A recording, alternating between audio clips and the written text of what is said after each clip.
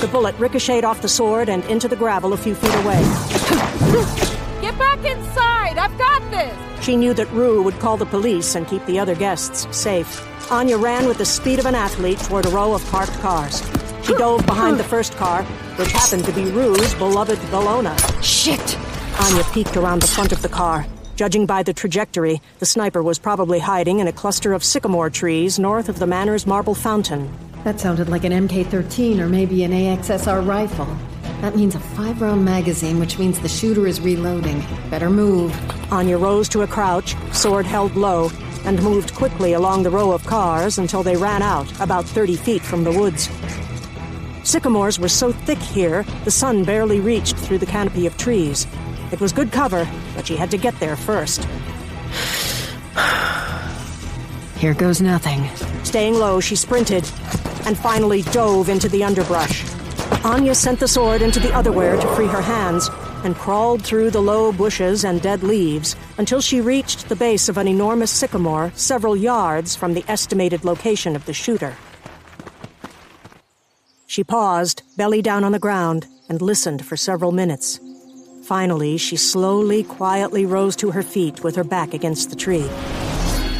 Armed again, she waited.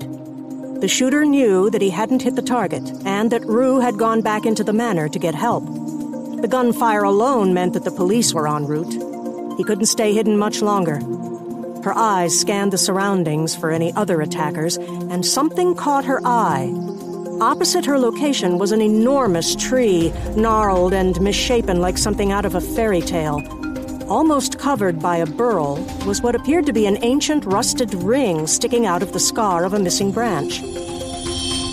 The hilt of Joan's sword seemed to tingle slightly against her hands, but before she had a chance to wonder about it, at the distant sound, Annja risked a peek around the tree trunk in the other direction.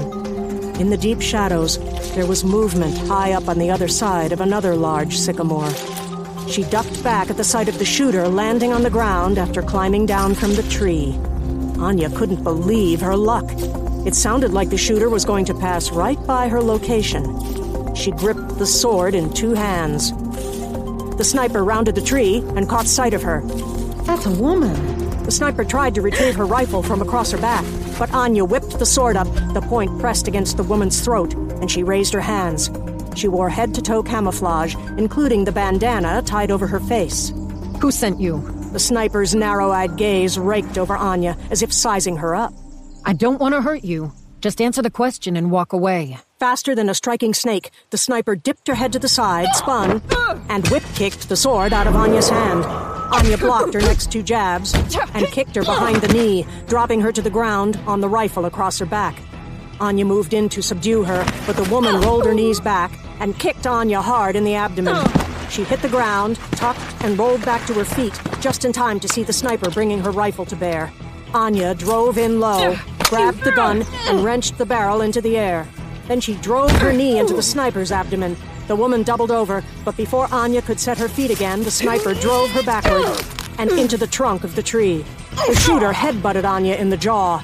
She was too short to reach any higher. They grappled for control of the gun, but Annja used her superior height to drive the woman backward.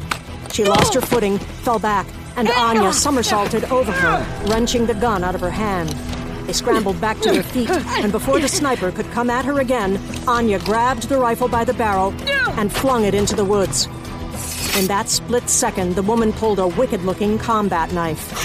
They crashed through the underbrush, Annja evading the swipes of the knife while trying to keep her footing on the treacherous ground.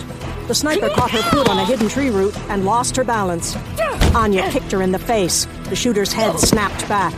She was flat on her back, eyes unfocused, the knife still gripped in her outstretched hand. Taking no chances, Annja stepped forward and raised her booted foot over that hand.